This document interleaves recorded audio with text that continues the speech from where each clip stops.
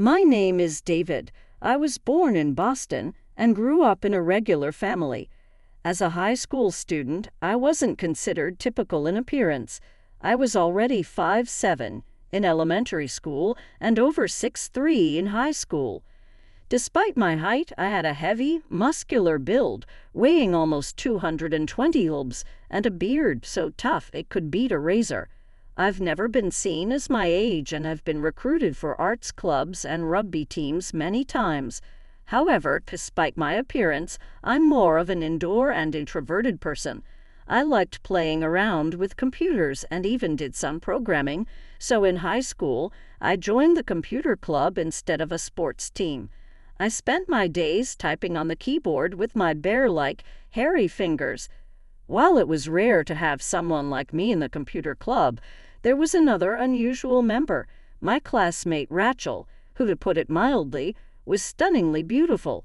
When walking through town, she would turn heads, and in the city, she'd get business cards from numerous scouts. Strangely enough, Rachel became my girlfriend. I don't even remember how we met. We just liked each other. That was the start. You might wonder why a beauty like her would date a bulky guy like me. Honestly, I wonder too. People called us Beauty and the Beast, but our love grew steadily.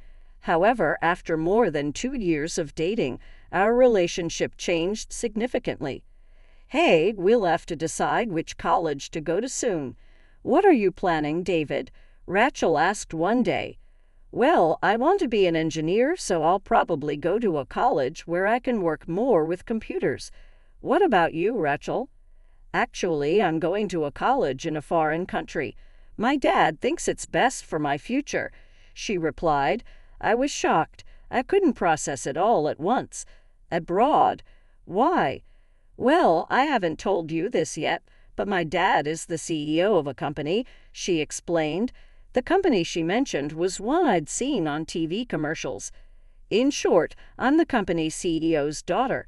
He thinks studying abroad will broaden my perspective for when I eventually get involved in the business. But I want to stay with you, David. I see, but yeah, that's something. I struggled to respond. What do you want me to do, Rachel? Of course, I want us to stay together. Really, then help me convince my dad. I want to be with you too, I assured her. Then help me convince my dad, she pleaded. That's a bit. Why not? I hesitated. Because, well, he's a famous CEO, right? I'm not sure my words would be convincing enough. But you just said you wanted to be together, she pointed out, tears welling up in her eyes. I do want to be together, but you know your dad has his own thoughts, too, I said weakly. When I looked at Rachel, I saw tears welling up in her big eyes. They looked like they would fall any moment. After a moment of silence, Rachel spoke, her voice cracking. I hate you, David. I hate you so much. Then she turned and ran off. I wanted to chase after her, but I couldn't take that step. As a high school student, I didn't feel capable of changing an adult's mind. No, that's not right. I gave up before even trying. I lacked the courage. From that day on, a distance grew between us.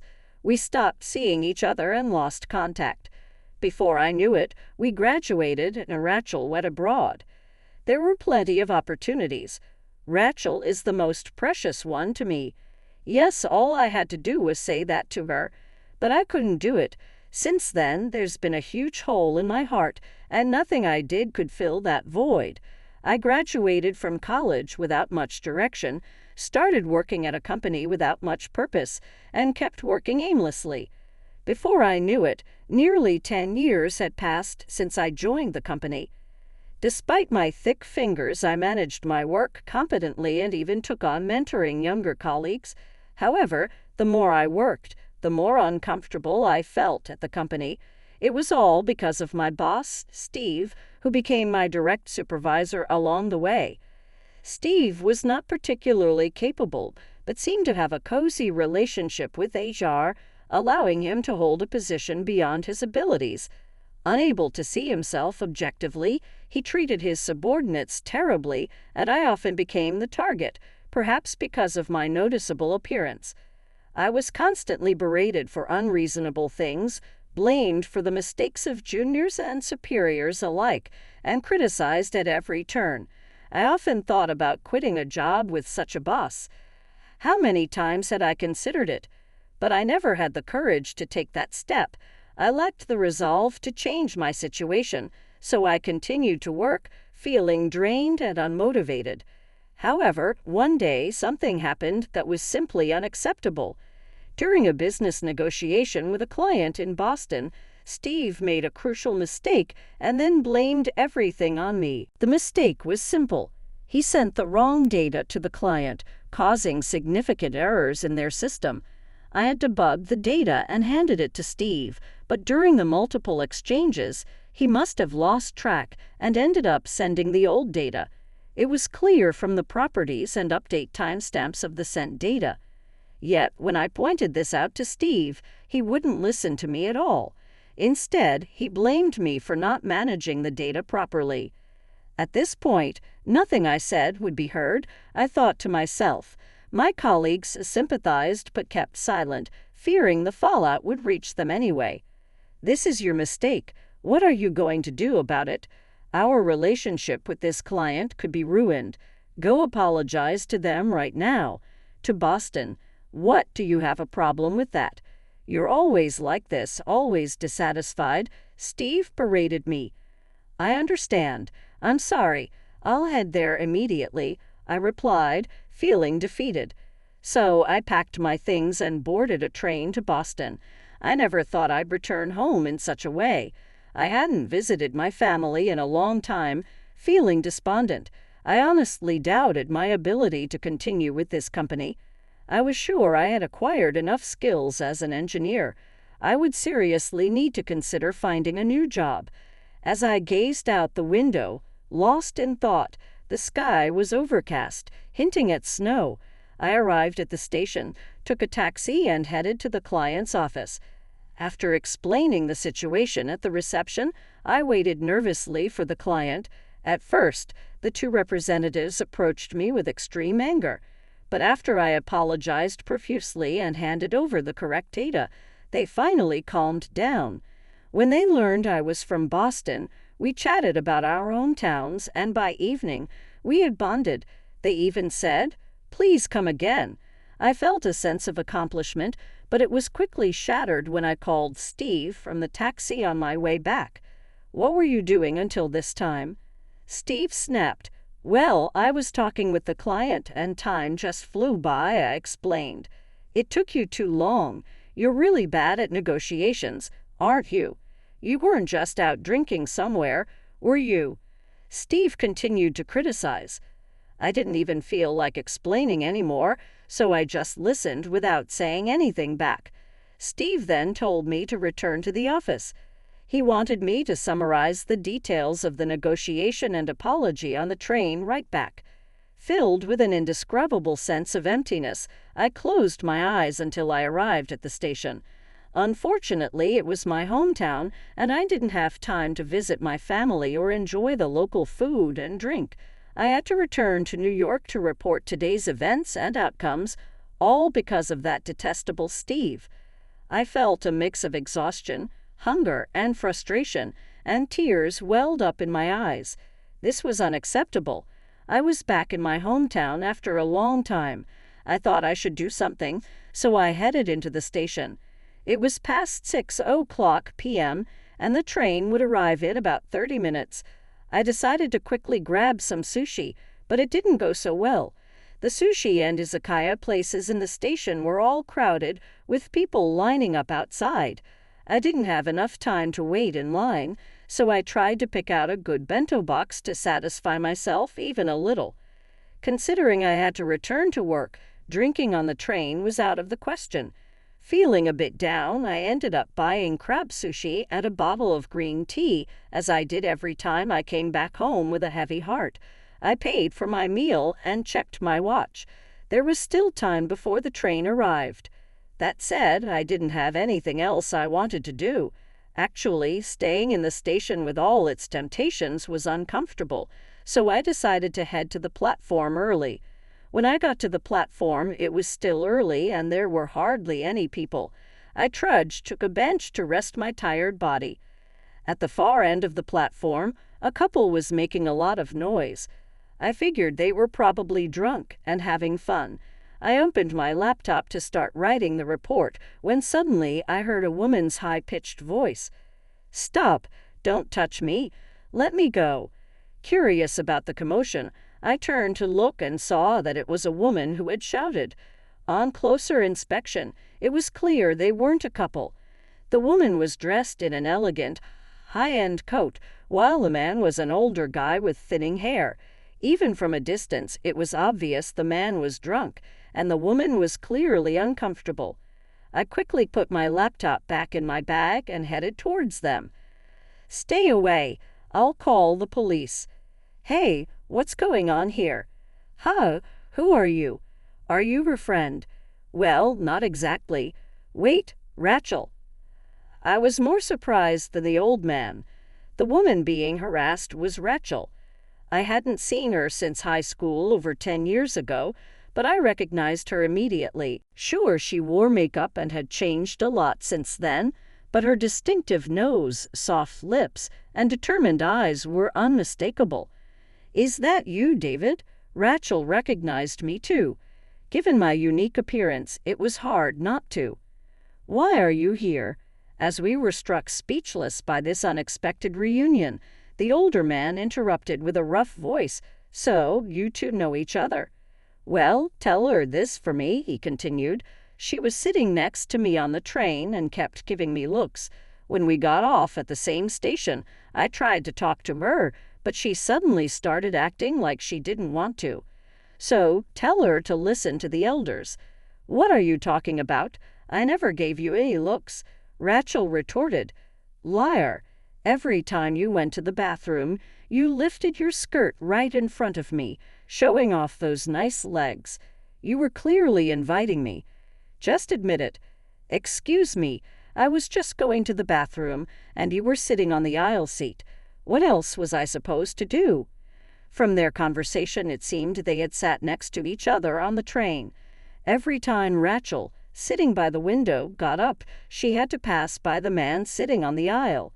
Usually the man might not have behaved this way, but he seemed quite drunk. The fact that they got off at the same station might have given him a sense of entitlement, leading to his behavior. However, knowing Rachel, she wouldn't give a man like this any attention, especially not a disheveled, overweight older man. As I thought about this, the man turned back towards me. "So, what are you going to do? If you're her friend, tell her. If not, then get lost in the past." I might have been intimidated by such an aggressive tone, but not this time. I replied firmly, "Excuse me, sir, I am actually quite close to this woman. I apologize for the misunderstanding, but we were supposed to meet here. I don't know what happened on the train, but Rachel is not the type to flirt with men. I'm sure it's a misunderstanding." "Huh? What are you talking about? Look at her, wearing that mini skirt, clearly inviting me." "No, she isn't that kind of person. I'm sure she wore that skirt because she was meeting me. So please, leave. If you continue to insult her, I won't stand by. Let's settle this peacefully. The stairs are that way." I pointed my thick, bony finger toward the stairs. The man was more intimidated by my appearance than my words. He clicked his tongue and walked away towards the stairs. As he left, the announcement for the next train to New York was made. "Thank you for backing me up," Rachel said gratefully. "But why are you here, David?" "I was here for a business meeting," I explained. "Oh, not visiting your family?" "No, I was too busy. I didn't have time to visit home." "But why are you here, Rachel?" "My parents insisted I visit them. Work had slowed down, so I finally came back." The train pulled into the station, and passengers began to disembark. "So you're heading back to New York now?" "Yeah, I need to report on today's meeting," I replied. "I see. It's been so long since we last met. Do you really have to go back today?" "You helped me out, and there's so much to catch up. If you can, I'd love to grab dinner together." Rachel looked up at me with her eyebrows knit at a pleading gaze. That look had always made my heart race when we were dating, and seeing it again after so long was incredibly powerful. "Well, I suppose," I hesitated. "Come on, your company is in the city, right? It'll be late by the time you get back anyway. Why not stay a bit and catch the last train?" My resolve crumbled easily. There were many reasons I was dissatisfied with my current job. Why should I go the extra mile for Steve, the source of my frustration? And the invitation for food was tempting, given how hungry I was. Also, as she asked, there was no urgent need to report back tonight. I had already informed Steve by phone, and he wouldn't see my written report until the next day, so there was no reason to rush back. But most importantly, Rachel was here. That was everything. Back then, I didn't have the courage to move forward. I had regretted that decision ever since. I had decided that if I ever saw Rachel again, I would act with all my courage. So I watched the train doors close, turned off my phone, and got into a taxi with Rachel. We headed to a local restaurant she recommended that served delicious fish and steak. Drinking with Rachel was a truly delightful, dreamlike experience. Rachel now worked at the New York branch of her father's company, holding a somewhat high position, and her daily life was quite demanding. I shared my frustrations about work, and Rachel laughed, saying, "You really have terrible bosses." Her slightly flushed cheeks, glistening eyes, and glossy lips were all so beautiful. I had thought she was beautiful in high school, but her radiance had rather increased. "So, David, are you married? I don't see a ring," Rachel asked curiously. "Married? No way. I don't even have a girlfriend. I'm too busy with work, and I look like a bear." "Don't say that. You have an ex-girlfriend who was right here." "Yeah, but that was a mistake of your life, wasn't it?" I teased. "Thanks for giving a bear like me a dream back then," I added. "Stop it, really. Back then, I truly loved you, and I don't think of it as a mistake. If anything, I've always wondered if you still harbored any feelings for me," I teased Rachel, grinning to mask my embarrassment and self-doubt. "I mean, a beautiful CEO's daughter like you, surely you've moved on to some handsome, wealthy guy by now." Rachel's face flushed red, even her ears, but she held my gaze as she spoke. "Wait, seriously, you're joking, right?" I shook my head. "No, I've thought about you since we broke up. I've tried dating other people, but every time I realized I still liked you." "But you said you hated me," Rachel countered. "I said I hated the cowardly David who wouldn't stand up for himself," I explained. "I wanted you to laugh and say, 'I'll convince your father, no matter what.' I wanted you to confidently say, 'I'm the only one who can make Rachel happy.' But you didn't." Rachel nodded slowly, understanding dawning in her eyes. "Since that day, I've often fallen into self-loathing. Why couldn't I muster the courage? Why couldn't I take that step?" I continued. Every night, I pondered these questions, but I never acted. "I see. I didn't notice it. I'm sorry," Rachel said softly. "No, I couldn't be honest either. We were probably both just too young," I admitted. Rachel smiled, tears glistening in her eyes. "That's right. Back then, I was immature. I was a foolish kid who didn't understand what truly mattered. But now, things are different. You're right. But now I think I've grown up a bit. I know what's truly important. Rachel, I love you. I know I'm just a bear, and you're like a princess, but I don't want to lie to my heart anymore," I confessed. "Rachel, I love you. If it's for you, I can face your father and do anything to make you happy. So, will you spend your life with me?" Rachel froze, her tears flowing freely now. With a trembling voice, she simply said, "Yes." After more than 10 years, we were reunited. I don't remember much of what happened after that.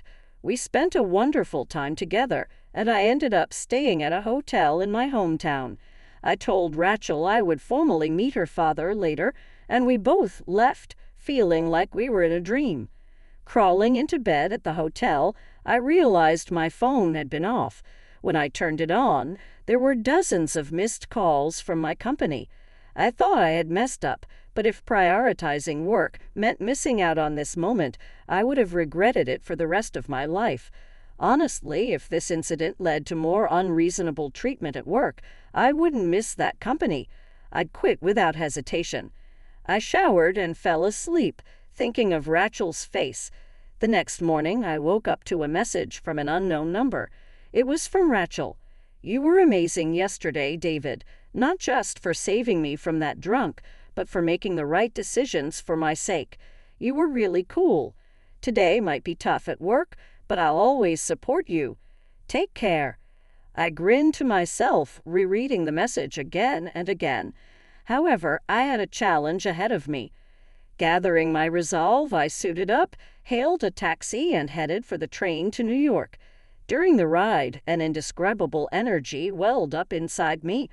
By the time I had recapped the previous day's meeting on the train, I had already arrived in Brooklyn. I transferred trains, passed through the company's entrance, and returned to my office.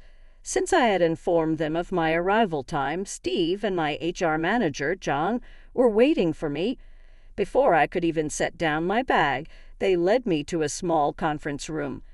"Why didn't you answer the calls yesterday? What's the status of the meeting?" Steve demanded. "As I mentioned on the call yesterday, the meeting went well, so there's no need to worry. I didn't return the calls because I was feeling unwell and ended up staying overnight. I had already informed you that the meeting was successful, so I didn't think it was critical," I explained. "It's not your place to decide that. Do you even understand your situation?" Steve retorted. "My situation?" "Yes," I replied, bracing myself. "Steve mentioned that you thought I messed up an important meeting."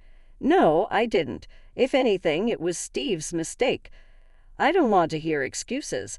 According to Steve, your usual work performance has been subpar, defying your superiors and creating a negative atmosphere," John added.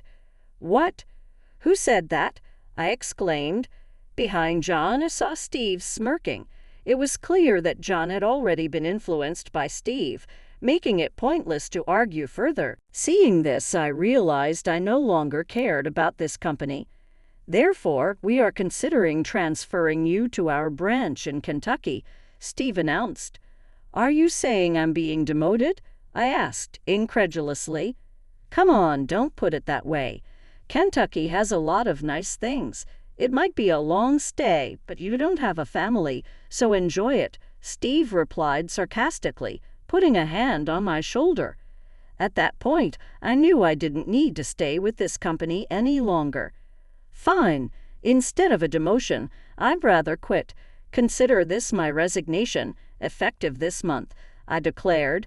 Hearing this, Steve and John exchanged pleased looks. "If that's your decision, we can't stop you. Losing someone of your talent is unfortunate for us, but if that's what you want, you need to find a new job. So you don't need to come in tomorrow. Pack your things today and prepare for your future," Steve said dismissively. Strangely, I felt no anger or regret. Instead, I was filled with a sense of liberation and excitement for new opportunities. I quickly said my goodbyes to my colleagues, packed my belongings, and left the company. I had no regrets. The only thing I pondered was what to do next. The first thing I did was call Rachel. She said she was still at her parents' house, so I figured it wouldn't be a bother. "Hey, David, why are you calling in the middle of the day?" Rachel asked.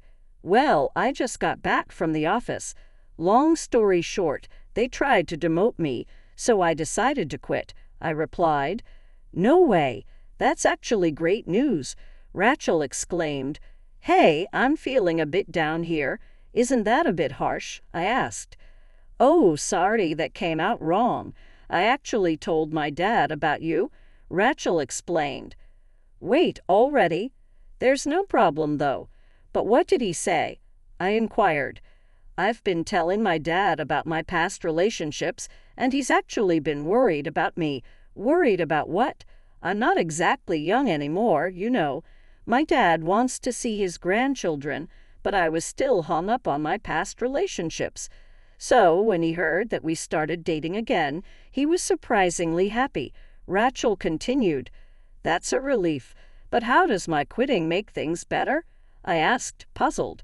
"Well, I mentioned that you're an engineer. It turns out my dad's company is expanding and needs experienced people.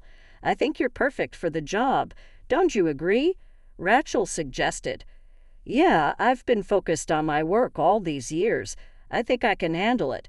But are you sure?" I asked. "Come on, the David I know wouldn't doubt himself like that," Rachel teased. I could sense Rachel's smile through the phone. "You're right, I can do this. As your boyfriend and an engineer, I'll meet your dad's expectations." "I'm so happy to hear that. Can you come back to Boston soon?" "My dad wants to meet you," Rachel said excitedly.